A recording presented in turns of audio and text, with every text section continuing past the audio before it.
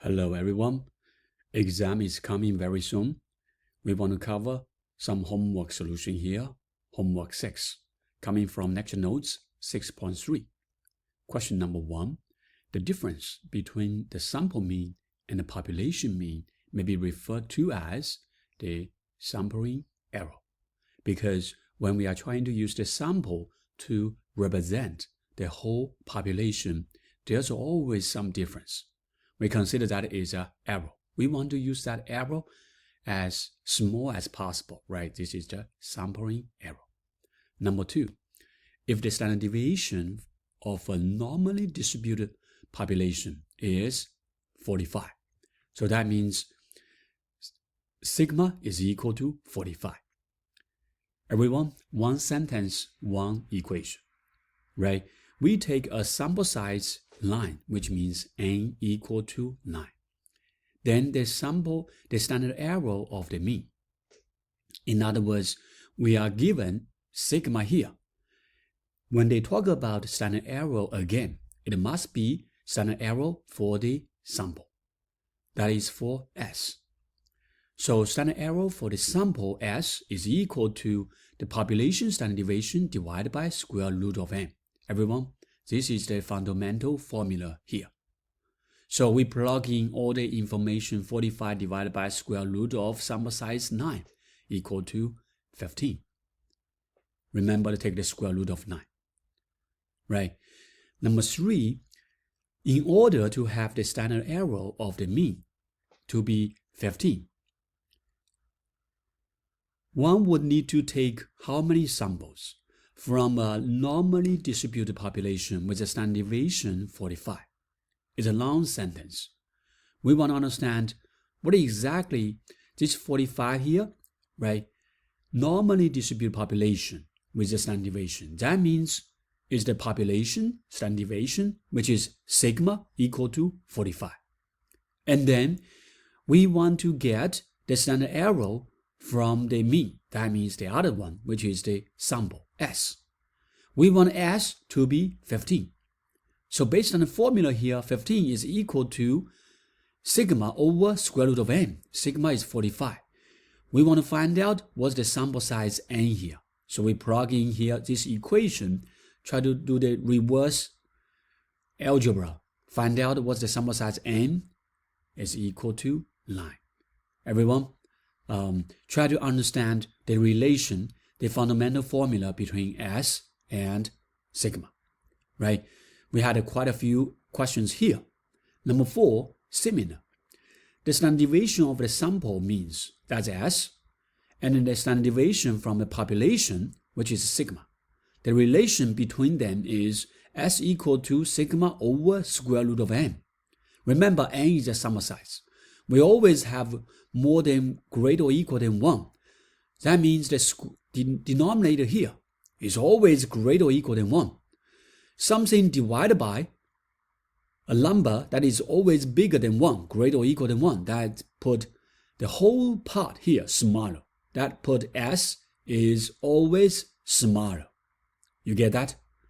Because sigma has to divide by something larger than 1 to get S. S is smaller. I hope it's clear. Number 5, a sample size of 65, n is equal to 65.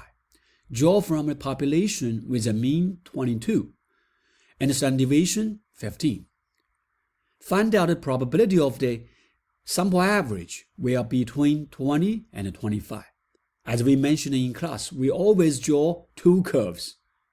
Everyone, slow is fast. First curve coming from the raw information given, right? Sample average 22 here and standard deviation 15. So everyone, that is a bell curve. That is not standard normal curve because the average 22, not at 0. We always draw another standard bell curve here with center 0, standard deviation equal to 1.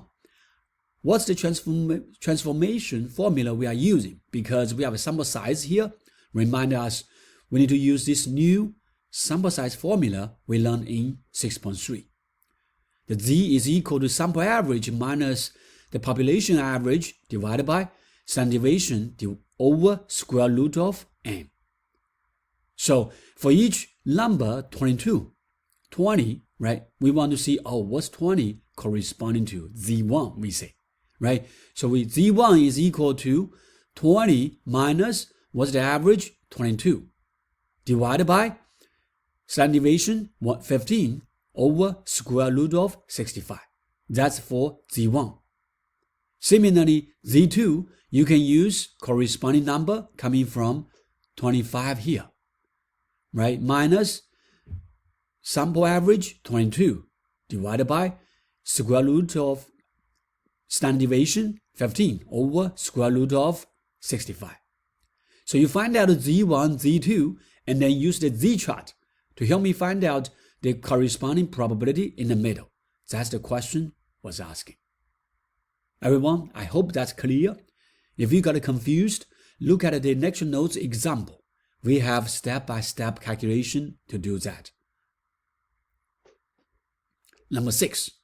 A sample size 50 will be drawn from the population with average 76 and standard deviation 14. Find the 69th percentile of the sample average. Everyone, do not get confused with this percentile formula here, right? Someone will say, oh, professor, are you talking about the percentile formula we learned in the past? No. This 69 percentile simply means 69%. Remember, everything under the curve is 100%. So they are asking us, right, where is the cutoff? Say that's x1 here, right? Where's the cutoff? So we know everything below that less than or equal to x1 is 69%. Remember, always draw two bell curves. One is the original 76 average. The other one is a standard normal curve. So that we know here is 69%. Similarly, this area from the z-chart is 69%. So what to do next? We want to find out from the z-chart directly, right? This is similar to the lecture notes example number 4. It's more difficult because we are going backward. We are not given x to find out the probability. No. It's like over the previous example here, always given this x bar here, right? The sample average here, find out z. Now we are doing backward. We are given probability here. We have to find out z first from the z table. Remember, when we are looking at 0.69, look at the z-chart using 0.69 in the middle, not from those left-hand side z. Be very careful. You find out z, right, from the chart, and then you plug in this formula. Z is equal to something coming from the z-chart, equal to, based on the formula, x1, we don't know that, we want to solve that, minus 76 over square root of, sigma 14 over square root of n. Find out from this equation, solve for x1, you are done. I hope that's clear. Everyone, if you still got confused, look at example number 4, number 5. 7. Sample size 45, sample average 10, standard deviation 5. Find out the probability for the sample average greater than 11. Remember, greater than 11, that means to the right. So we are using what we call this two chart. One is the bell-shaped, right, center at 10, similar as the one above, right? The other one is the standard bell curve. Always draw two of them, do the transformation. I hope that's clear, right? Same as number 8. Number 9 here, very similar. We are given the mean number of pets per household is 2.96. So that means like almost every household has 3 number of pets. Standard deviation 1.4. A sample of 52 households is drawn, right? So we are trying to find out 74 percentile of the sample average. So what does that mean? We are trying to get, right? We are trying to get, oh, where's this x1 here, right? This x1 here, so that we know every number less than this x1 here is 74%, everyone. That is the, what do we call this? We are going backward, right? We are given probability. So after we do the transformation from x to z, right? Which formula we are using? The same formula we talked about earlier, this formula, right? So that is the one we are trying to use, right? And then how do we find out z here?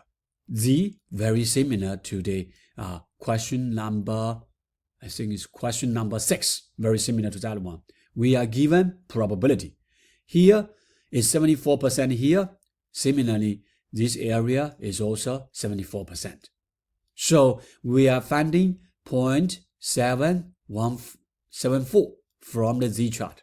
Remember, that 74 should be the probability, not the Z value on the left-hand side, not that one. 74 should be some number in the middle of that Z chart. Okay, so you find out Z, right, and equal to some number, plug into this formula. Find out what is the corresponding X. That's the answer. All right, so I hope that's pretty straightforward. If you get confused, looking for example, next notes example number 4, number 5. Let me remove the join. All right, so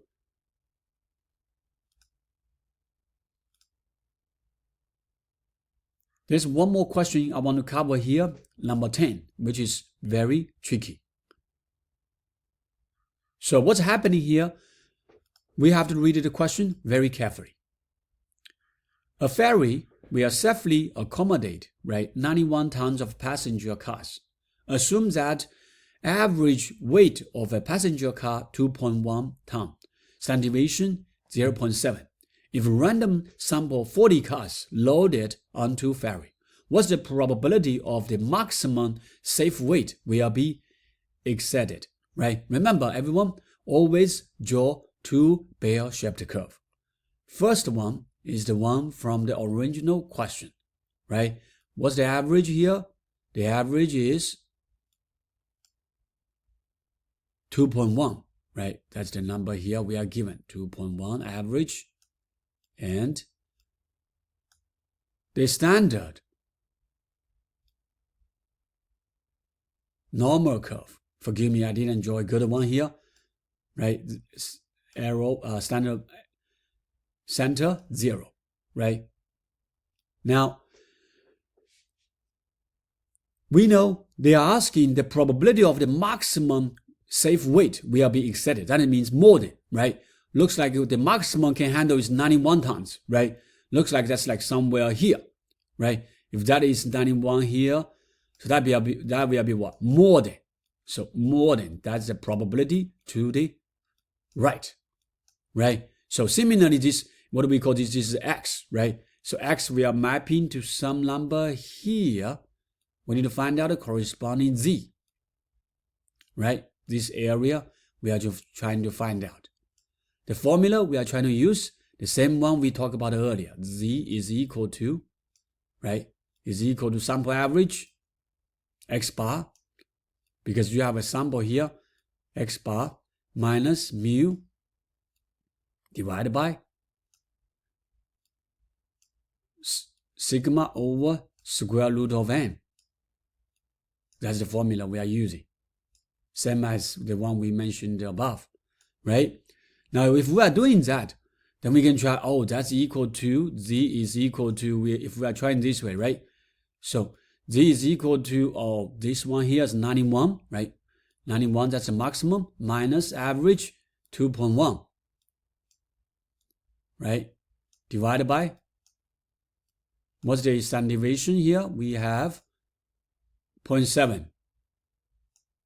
Divided by square root of square root of, what's that one? Square root of 40, right? Everyone, if you do this way, you cannot get an answer. Why? Because we misunderstand the question, right? When we plug in this, we realize 91 minus 2.1, something is not right. Why? They are not even on the same scale. Something very strange. Some number that is 91, so big, right? Divided by 2.1. That's like, the single digit. Here's a double digit. That's not right. So something is not aligned here. Turns out we cannot really use 91 directly. It is a maximum, but it's the maximum over how many cars? Over 40 cars, everyone. Over 40 cars. So here, the real number should be 91 divided by 40. Because every car average 2.1, right? Now you are using 91 divided by 40, which is 2 point something. Now this number is much more reasonable. You see? So here, it's not 91. It's 91 divided by 40. This number here should be replaced by 91 divided by 40.